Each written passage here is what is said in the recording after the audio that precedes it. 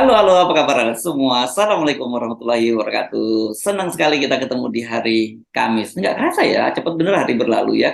Sudah sampai Kamis dan besok Jumat dan sudah mau akhir pekan ya Mbak Agi ya. Ya, Ya, betul sekali Mas Ersu.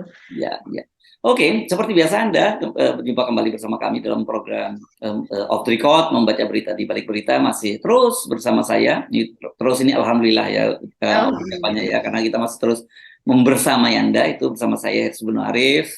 Dan saya Egi Beta, senang sekali menjumpai Anda. Kalau Mas Ersu ngomong membersama itu, saya jadi ingat Hmm, organisasi-organisasi hmm. BEM, KNPI gitu, senangnya memakai kata membersama Saya yang sengaja memilih kosakata tadi kok memang. Karena mengingatkan saya pada sesuatu gitu ya, membersamai.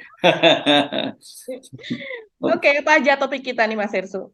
Oh, banyak sekali Mbak. Saya kira yang paling penting menurut saya satu hal itu ada yang di UGM. Ini sekarang ada ratusan ratusan dosen bahkan di antaranya beberapanya itu guru besar itu membuat petisi lah begitu ya, surat penolakan terhadap gelar profesor kehormatan ya Mbak ya. Ya, Ini agak agak aneh memang karena namanya profesor itu kan gelar akademis ya, bukan betul. jabatan akademis, bukan gelar akademis, sorry ya. Itu mesti dibedakan antara gelar dengan jabatan. Kalau doktor segala macam itu gelar akademis. Dan orang-orang yang sebenarnya udah gak di kampus itu kan nggak boleh menggunakan profesor. Tapi sekarang malah banyak sekali profesor kehormatan. Nggak banyak sekali sih, kita terbatas. Tapi itu kelihatannya mengganggu ya para akademisi di Jogja. Ini di UGM. Ini menarik Mbak, saya kira. Terus apalagi ya, yang lain itu soal saya kira soal adanya dana besar temuan di PPA, yang di PPATK ada dana besar yang diduga oleh politisi Demokrat itu sebagai tunda pemilu itu juga menarik. Terus apalagi yang lain di luar itu? Yang viral juga itu Mas Hersu, itu adalah video yang beredar, yang sebenarnya kejadiannya sudah Selasa lalu ya, tapi beredarnya sampai sekarang dan masih viral, yaitu adalah kelakuan dari sekelompok anggota BRIMOB, yaitu di Pengadilan Negeri Surabaya ketika menghadiri, sidang, kasus Kanjuruhan. Kok Dan ya ya ya, ya betul itu keterlaluan ya. Kok mereka bisa begitu? Mereka tahu berapa ratus korban di situ dan ya. itu salah satu bencana salah satu olahraga bencana olahraga terbesar di dunia. Kok mereka bisa tidak menunjukkan hormatnya sama sekali ya? Satu menurut saya itu mereka tidak hormat terhadap lembaga pengadilan. Yang kedua yang lebih parah itu mereka sama sekali tidak hormat, tidak ada rasa empati terhadap tidak hormat kepada mereka yang meninggal dunia dan tidak punya rasa empati pada keluarga korban yang ditinggalkan oleh mereka itu Mbak ya. Betul, betul sekali Mas Hersu. Itu cukup mengejutkan ya peristiwa ini. Mengingat Pak Kapolri Sigit itu kan sudah berkali-kali mengingatkan soal etika begitu ya, soal moral dan kemudian menunjukkan rasa santun begitu. Dan ini menodai menodai pengadilan juga Mas Hersu karena mereka Hmm. melakukannya di lokasi di mana hukum itu ditegakkan, di mana tidak ada perasaan siapa yang lebih berkuasa dibandingkan yang lain seperti itu. Sementara ketika ini terjadi yaitu kalau saya melihat dari videonya dan melihat berita begitu Mas Hersu dari teman-teman media yang ada di lokasi, itu posisinya adalah ketika itu mereka berjaga begitu ya, karena memang sedang ada sidang itu untuk 3 orang petinggi BRIMOB, kalau nggak salah itu pangkatnya itu AKP dan Kompol begitu. Jadi mungkin adalah atasan mereka. Karena dalam kasus Pekanjuruhan kan kita tahu ya ada puluhan, mungkin sekitar 20 atau 20 lebih itu anggota kepolisian yang kemudian dilakukan penyelidikan kepada mereka dan kemudian juga ada 9 petinggi BRIMOB yang dicopot ketika itu kan. Nah, dan sekarang memang prosesnya ini sudah sidang yang kesekian belas kalinya begitu. Dan ketika ini terjadi, para anggota BRIMOB itu berada di posisi di lorong Mas Hersu. Oke Mbak, tapi kalau saya lihat ini kelihatannya nggak berjaga Mbak ya. Ada polisi di situ, polisi yang pakai baju coklat, yang pakai di situ yang berjaga di pintu dan mereka diam saja dan kemudian mereka ini yang pakai baju seragam hitam-hitam ini berkumpul di situ kelihatannya supporter ini Mbak. Mereka bukan bukan bukan berjaga deh Mbak kalau lihat videonya. Iya, memang terlihat mereka sepertinya dalam posisi yang tidak berbaris gitu ya, tapi mereka seperti melakukan pagar betis begitu dari lokasi ruang jaksa dan kemudian menuju ke ruang sidang begitu. Jadi mereka tuh memenuhi lokasi tersebut dan ketika jaksa tersebut lewat yang kemudian diikuti oleh para terdakwa itu lewat, kemudian mereka meneriakan brigade-brigade seperti itu. Dan bahkan yang di tengah raya ada beberapa begitu ya yang yang kemudian sambil meneriakkan itu dengan begitu semangat dan kemudian dengan mungkin wajah yang terlihat berbeda begitu. Jadi ini menjadi sorotan Mas Herssu. Dan kalau saya lihat itu memang polisi yang berjaga dengan baju coklat itu adalah pengamanan dalam ya, dan PAMDAL dari pengadilan tersebut begitu. Nah, kemudian mereka lah yang kemudian menertibkan. Dan setelah beberapa kali ditertibkan, itu pun dikatakan mereka yang menyaksikan di lokasi itu masih tetap mereka itu sambil tertawa dan kemudian masih meneriakkan itu. Dan kemudian juga memang cukup banyak ya mereka ada di lokasi tersebut karena ruang pengadilan pun juga dipenuhi oleh para anggota BRIMOB ini. Jadi memang sepertinya ini sesuatu yang agak berbeda dari pengadilan-pengadilan sebelumnya, Mas Herssu. Nah, tidak salah saya rasa kalau kemudian saya lihat itu banyak sekali tanggapan dari Kontras, dari YLBHI dan sebagainya begitu yang menyayangkan dan mereka menginginkan supaya Kapolri itu menindak tegas para anggota BRIMOB yang melakukan ini. Kalau saya lihat dari netizen, mereka juga sangat-sangat menyayangkan dan kemudian ini menjadi apa ya, menjadi kontraproduktif gitu untuk apa yang dilakukan polisi sekarang. Karena kemudian bulian, caci maki dan sebagainya itu timbul di media sosial hanya karena kasus ini begitu Mas Herssu. Padahal kan selama ini polisi sedang berusaha untuk menaikkan citranya gitu. Dan usaha keras lah kalau saya lihat ya. Tapi seperti polisi lalu lintas dan sebagainya, itu kan sudah berusaha keras sekarang seperti tilang-tilang yang tidak jelas itu mulai berkurang. Tapi dengan adanya kasus ini seolah-olah itu terus kemudian citra polisi menjadi ternodai lagi. Saya lihat bahkan misalnya seperti dari Kontras itu juga membuat rilis, kemudian dari YLBHI juga mengatakan bahwa ini sangat-sangat tercela begitu ya kelakuan seperti ini Mas Herssu. Ini memang sangat disayangkan. Ya, dan kalau kita lihat ini, saya lihat pangkat-pangkatnya ini prajurit-prajurit ini barada-barada nih ya, balok 1, balok 2, dan mereka pakai seragam lengkap. Dan saya kira mereka ini kan kita tahu mereka ini tinggalnya di kesatria. Ini nggak mungkin kalau ini ada mobilisasi ini, saya menduga ini nggak mungkin mereka bisa meninggalkan kesatrian begitu tanpa ada izin dari komandannya itu. Nah itu saya kira penting ini untuk dicek oleh pimpinan Polri, mengapa sampai terjadi yang demikian gitu. Apakah tadinya mereka cuma diharapkan itu memberikan support saja kepada para atasannya dan kemudian ternyata di lapangan terjadi hal semacam itu, tapi tetap bagaimanapun itu tidak pantas dilakukan oleh para anggota BRIMOB itu ya. Betul. Betul sekali Mas Herssu. Oke, Mbak Agi, yang saya kira ini yang serius ini yang terjadi di UGM ya, saya kira ya. Iya. Iya ya, yang di UGM ini serius sekali ya Mas Herssu. Jadi sebetulnya semacam petisi ya sebetulnya, tapi ini surat pernyataan penolakan lah kita bisa katakan demikian. Ini sudah dibuat pada tanggal 22 Desember yang lalu. Jadi ini sudah tahun lalu, tapi kemudian ini menjadi viral itu karena pada tanggal 13 kemarin itu memang diunggah di media sosial oleh sebuah akun Twitter dan kemudian itu di retweet dan sampai dengan hari ini kemudian ini menjadi viral dan rame ya di media sosial maupun di media mainstream begitu. Karena memang apa yang terjadi di belakangan ini gitu, itu memang profesor kehormatan ini kan menjadi pertanyaan ya Mas Herssu, dan kemudian juga menjadi gunjingan begitu. Sebenarnya layak nggak sih ada profesor kehormatan itu? Karena untuk meraih gelar profesor itu sendiri secara akademis ya, itu jenjangnya sangat-sangat panjang dan memerlukan waktu puluhan tahun. Seseorang itu harus meraih gelar doktor terlebih dahulu ya dari S1, S2, S3, terus kemudian dia harus membuat berbagai macam penelitian, kemudian membuat tulisan-tulisan atau jurnal-jurnal ilmiah, dan kemudian dia harus melakukan pengabdian kepada masyarakat dan sebagainya. Yang paling penting harus mengajar di kampus juga ya. Betul, dan dia juga harus aktif mengajar, bahkan juga dia melakukan bimbingan terhadap mahasiswa S1, S2, S3. Jadi memang hari-harinya itu diisi dengan kegiatan akademis begitu.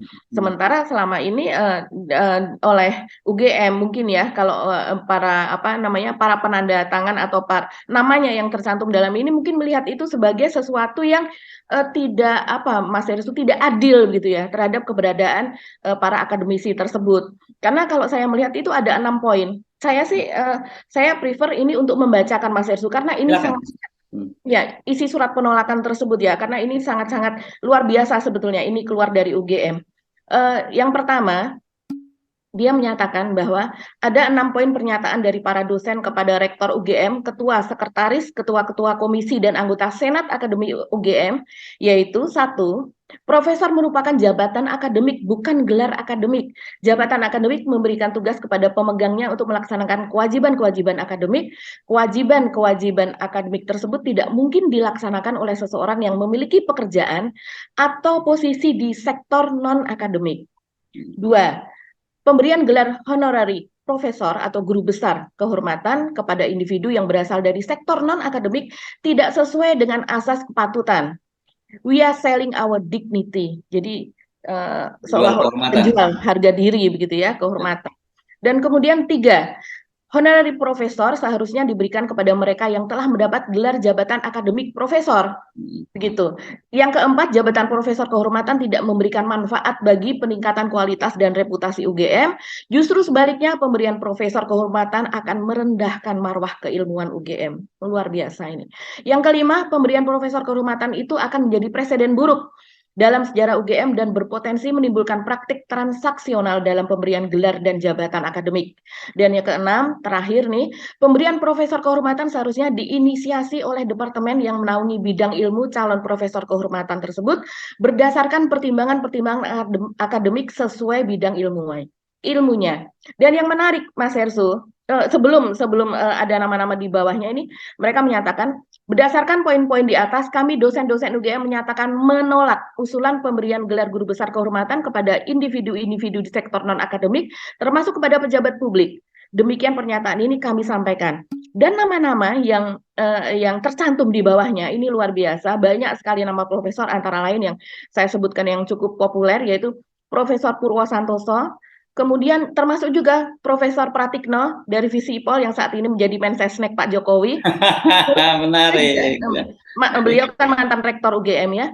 Kemudian ada Profesor Sigit Rianto, ini kalau tidak salah dekan Fakultas Hukum UGM. Kemudian Zainal Arifin Muchtar dari Fakultas Hukum juga ya, terkenal ya sebagai anak muda inilah ya. Betul. Ya. Betul, dan ada pula nama Kuncoro dari Fakultas Psikologi, dan ini yang cukup terkenal juga nama Profesor Kuat Triana dari Fakultas MIPA. Beliau ini adalah penemu atau pencipta Ginos ya Mas Yesu, yaitu alat pendeteksi COVID lewat embusan nafas itu. Ya. Jadi ada Profesor Pratikno ya di sini ya. Iya. Ini Mensesnek ya? Iya, Mensesnek beliau. Dan ini ya. Ya. Dan kalau dari jumlahnya saya jadi tertarik, kan dikatakan oleh media itu ada ratusan Mas Hersu. Jadi saya hitung betul gitu dari lembar per lembar nama-nama itu tadi, jumlahnya lebih dari 300, bahkan mungkin lebih dari 350 Mas Hersu. Banyak banget ya. Banyak sekali, iya betul. Ini lebih banyak dari kemarin yang jadi amicus curiae, sahabat pengadilannya si Richard Eliezer ya. Betul, itu kan ada 122 ya. Ini menarik sebenarnya, kampus itu harusnya kita dorong seperti itu ya. Oke, ini ada soal-soal di luar kampus dan juga di dalam kampus mereka harusnya bersikap kritis gitu. Karena selama ini kan terkesan bahwa para akademisi kita ini juga sibuk bermain politik untuk mendapatkan kedudukan struktural di kampus-kampus itu ya. Karena bagaimanapun juga kan jabatan-jabatan itu, apalagi termasuk jabatan rektor dan sebagainya, itu kan peran pemerintah, peran presiden bahkan dalam hal ini melalui Menteri Pendidikan itu luar biasa besar kan menentukan. Jadi itu yang kemudian terjadi politisasi. Harusnya kampus itu memang jadi lembaga independen yang bersikap kritis dan jadi penjaga moral. Tapi pertanyaan saya, apakah UGM ini sudah pernah mengeluarkan profesor kehormatan atau kelihatannya akan memberikan gelar kehormatan sehingga muncul aksi semacam itu? Iya, itulah yang ditanyakan oleh media Mas Hersu, karena berembus ya isu bahwa UGM memang sedang on the way begitu ya, sedang merencanakan untuk memberikan gelar profesor kehormatan, dan kemudian itu ditanyakan kalau tidak salah kepada Pak Sigit. Saya baca di media online Kumparan menanyakan apakah betul gitu ya, dan siapa yang akan diberikan gelar tersebut. Terus kemudian dia mengatakan ya memang ada berembus rencana UGM itu akan memberikan gelar profesor kehormatan itu kepada Pak Gubernur Bank Indonesia, yaitu Pak Peri Warjio. Dia menyebutkan PJ ketika ditanyakan apakah PJ itu Peri Warjio, dia mengatakan iya.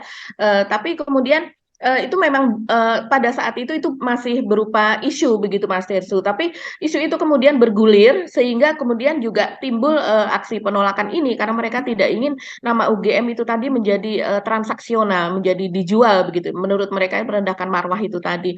Dan kemudian tapi ketika ditanyakan kepada, Pak Pembantu Rektor 3, ya, Pak Ari Sujito itu ya, Hmm.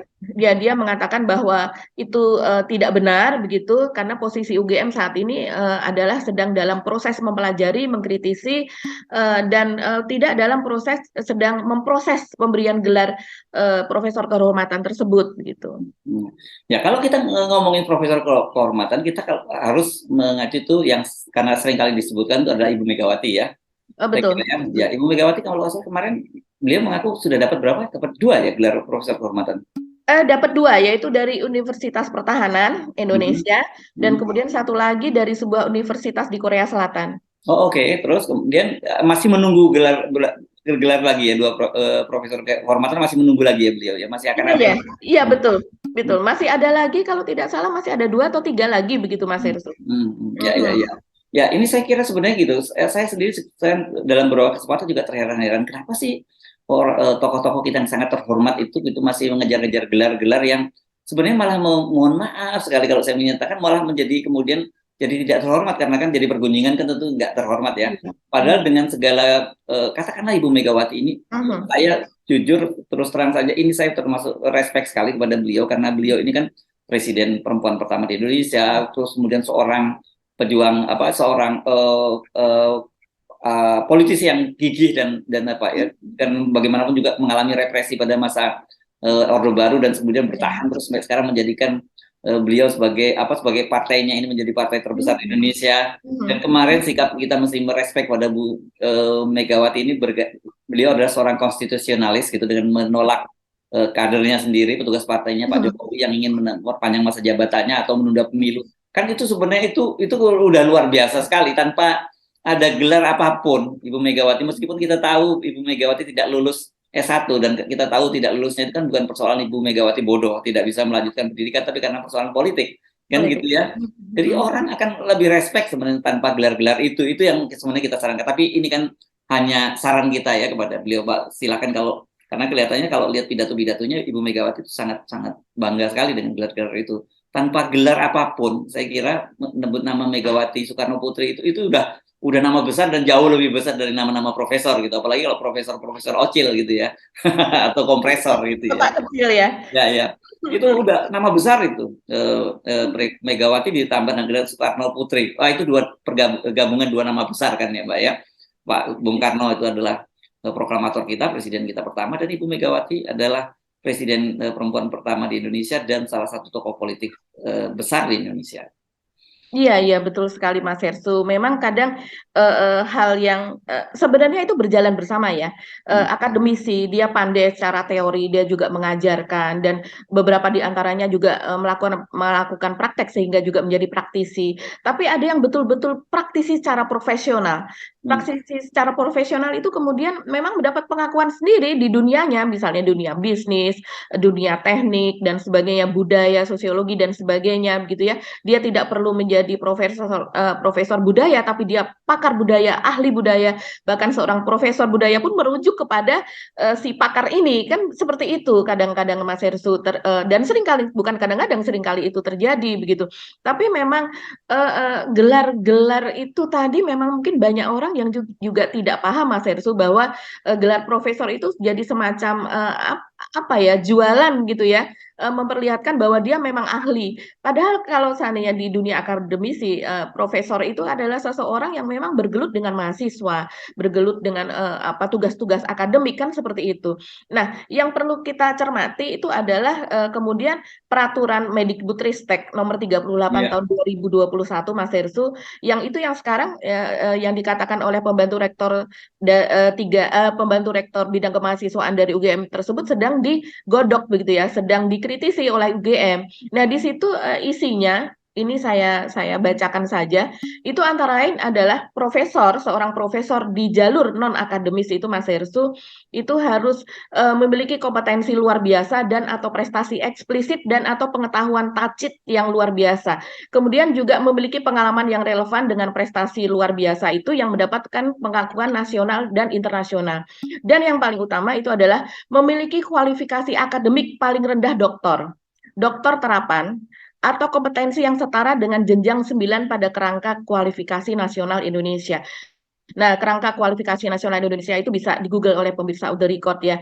Tapi yang disebut dengan tacit knowledge itu orang menyebutnya tacit, tapi kita biasanya pengetahuan tacit gitu ya. Tacit knowledge itu adalah pengetahuan individu yang paling berharga karena bersifat internal begitu Mas Irsu. Jadi dia melakukan itu terus-menerus sehingga menjadi sebuah keahlian.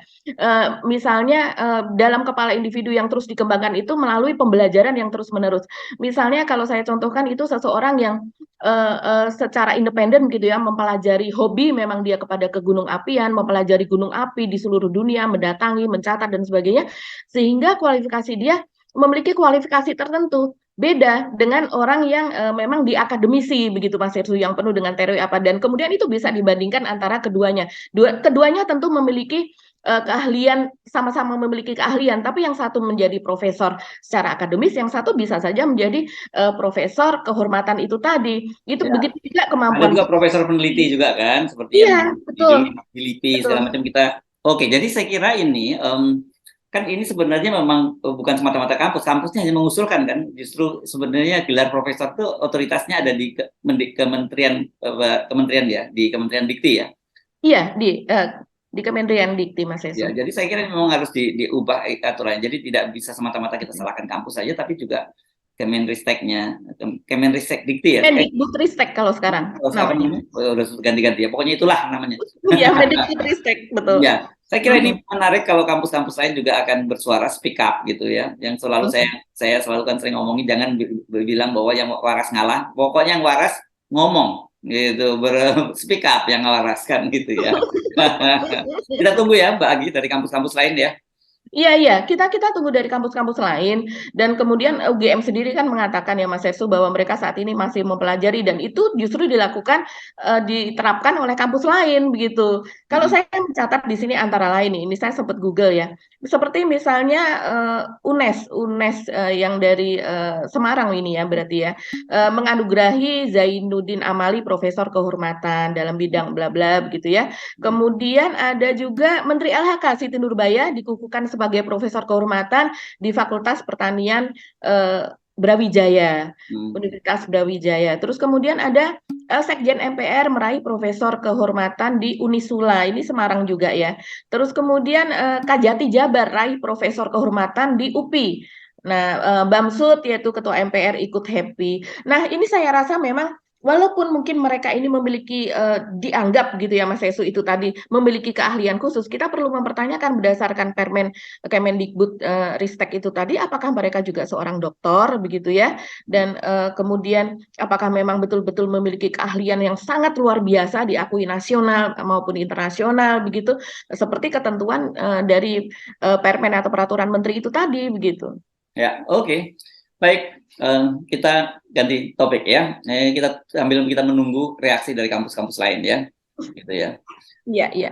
Apa tadi yang kita belum bahas ya? Oh, soal ini ya, soal temuan PPATK, soal dana besar untuk tunda pemilu ya. Itu gimana ceritanya? PPATK ini kan memang ini tugasnya itu adalah mengawasi transaksi-transaksi yang bersifat money laundering kan sebenarnya ya. Ini kalau di luar negeri PPATK itu namanya ya money laundering gitu. Jadi kita jadi namanya jadi kurang bergigi ya PPATK gitu kan kayak orang tuh apa. Tapi kalau misalnya tim anti money laundering gitu orang mesti langsung tahu gitu kan. Ini soal pencucian uang kan.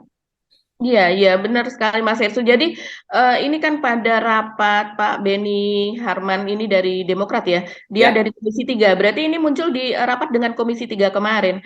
Ini memang dia mempertanyakan itu. Ini soal ada dana besar untuk tunda pemilu ini kan sinyalemennya sudah dari sejak tahun lalu ya Mas Hersu ya. Dan itu memang ada dana tersebut begitu. Dan kemudian Pak Beni ini mengaitkan itu dengan adanya bisnis transaksi narkoba, terus kemudian ada perjudian dan sebagainya. Yang ini yang harus ditelusuri oleh PPATK begitu. Itu dananya kemana gitu. Dia mempertanyakan itu ya. Seperti misalnya pada waktu itu dari PDIP siapa ya Mas Hesu? Mas Hinton ataukah Adian Napitupulu ya yang Mas Indra Pasar Ibu yang menyatakan Mas soal Hinton ya? mafia minyak goreng ya?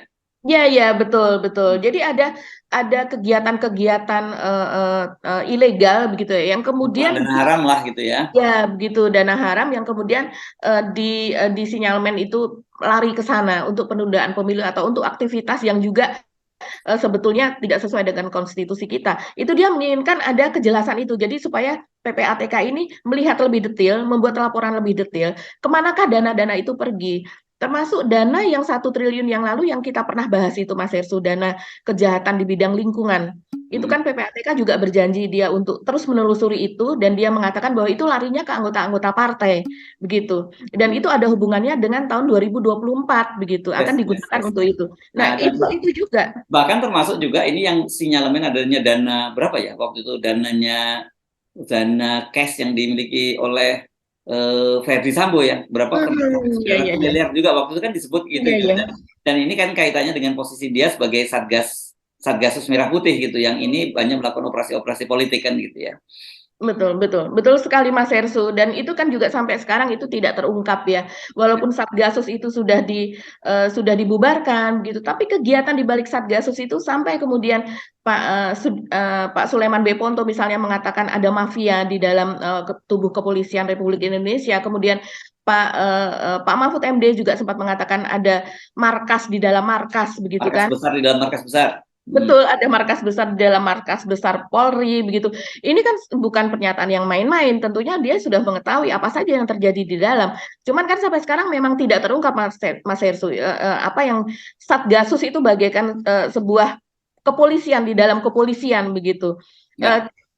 Sesudah cuman kita mungkin tidak membahas soal kemarin vonis kepada siapa Enggak soal itu. Richard Kita Eliezer bicara Mas soal Hersu. dana-dananya saja ya. Betul, dana-dananya. Cuman memang saya melihat ini masih akan berlanjut kasus tersebut karena sesudah kemarin divonis itu kemudian dari Kamarudin Simanjuntak dan dari keluarga itu kan melaporkan kepada Polres Jakarta Selatan mengenai kehilangan dari peralatan digitalnya dari Yosua, yaitu antara lain handphone, terus kemudian juga laptop dan sebagainya. Nah, itu yang selama ini juga orang bertanya-tanya, ada apa di dalam handphonenya Yosua, ada apa di dalam laptopnya Yosua, begitu dari gadgetnya yang dia miliki, apakah di situ dia menyimpan data-data tertentu? Nah, itulah yang kita masih puzzle yang kita masih belum tahu sampai saat ini. Oke. Saya kira makin mendekati pemilu kalau jadi. Kita masih selalu ngomong begitu ya. Ini semakin hangat ya isu-isu politiknya ya, Mbak Agi ya. Dan kita masih akan terus mengajak Anda untuk ngobrol ini dan membicarakan sesuatu di balik beritanya. Anda bisa membaca beritanya dari berbagai media, tapi kalau Anda ingin tahu apa yang ada di balik beritanya, silakan bergabung bersama kami dalam program Off the Record bersama saya Hersbun Arif dan rekan saya Mbak Agi ya. Oke, kita pamit Mbak Agi ya. Ya, terima kasih atas perhatian Anda. Sampai jumpa lagi esok hari. Tetap salam 0%. Wassalamualaikum warahmatullahi wabarakatuh. Waalaikumsalam warahmatullahi wabarakatuh.